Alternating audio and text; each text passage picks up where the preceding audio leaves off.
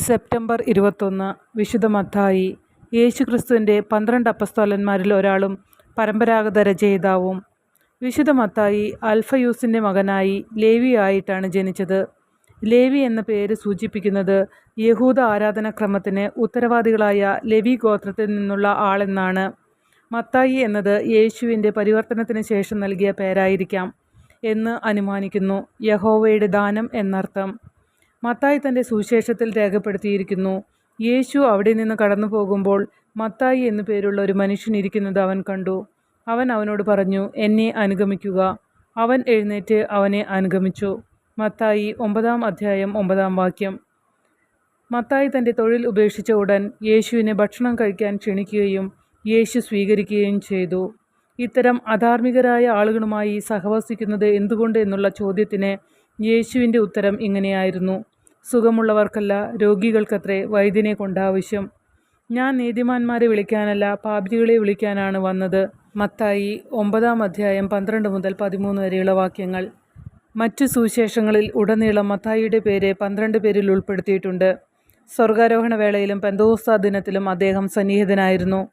സുവിശേഷം പ്രസംഗിക്കുകയും പുതുതായി രൂപീകൃതമായ സഭയെ സഹായിക്കുകയും ചെയ്തുകൊണ്ട് അദ്ദേഹം യഹൂദിയയിൽ കുറച്ചു കാലം തുടർന്നുവെന്ന് കരുതപ്പെടുന്നു.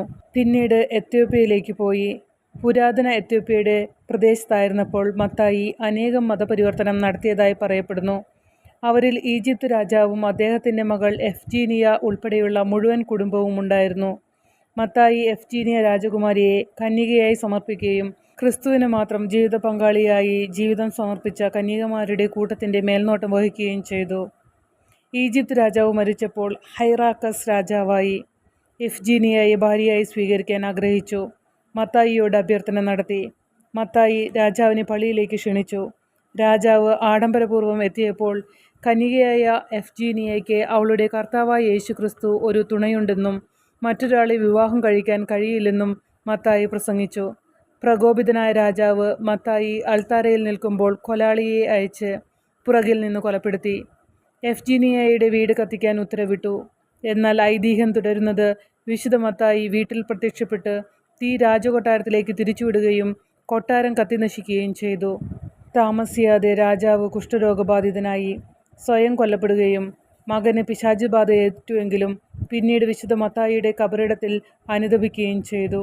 ഇതിനുശേഷം ഹൈറാക്സ് രാജാവിൻ്റെ സഹോദരൻ രാജാവാകുകയും ക്രിസ്തുമതം തൻ്റെ രാജ്യത്തിൻ്റെ ഔദ്യോഗിക മതമായി സ്ഥാപിക്കുകയും ചെയ്തു. വിശുദ്ധ മത്തായി അവശേഷിപ്പിച്ച ഏറ്റവും ശാശ്വതമായ സമ്മാനം അദ്ദേഹത്തിൻ്റെ സുവിശേഷമാണ്. ആദ്യത്തെ സുവിശേഷം ഒരു യഹൂദൻ തൻ്റെ യഹൂദന്മാർക്ക് വേണ്ടി എഴുതിയതാണ്. മിശിഹ പഴയ നിയമത്തിൻ്റെ പൂർത്തീകരണമാണ് എന്ന് മത്തായിയുടെ സുവിശേഷം വ്യക്തമാക്കുന്നു. യഹൂദ ജനതയുടെ പിതാവായ അബ്രാഹിമിലേക്ക് യേശുവിൻ്റെ വേരുകൾ കണ്ടെത്തുന്ന ഒരു നീണ്ട വംശാവലിയിൽ നിന്ന് വിശുദ്ധ മത്തായി ആരംഭിക്കുന്നു. മത്തായിയുടെ സുവിശേഷത്തിൽ 5 പ്രധാന പ്രഭാഷണങ്ങൾ അവതരിപ്പിക്കുന്നു. അതിൽ അദ്ദേഹം സ്വർഗരാജ്യം, പത്രോസിനെക്കുറിച്ചുള്ള സഭയുടെ അടിസ്ഥാനം, നീതിയിലേക്കും ദൈവഹിതത്തോടുള്ള അനുസരണം, അതുല്യമായ ഉപമകൾ, ഗിരിപ്രഭാഷണം എന്നിവയും അവതരിപ്പിക്കുന്നു. വിശുദ്ധ മത്തായിയെ നാം ആദരിക്കുമ്പോൾ നാം സുവിശേഷവും ആഘോഷിക്കുന്നു. മത്തായി ഒരു മനുഷ്യോപകരണം മാത്രമായിരുന്നു. അവൻ്റെ സുവിശേഷത്തിൻ്റെ ഉള്ളടക്കം ദൈവത്തിൻ്റെ ജീവനുള്ള വചനമാണ്.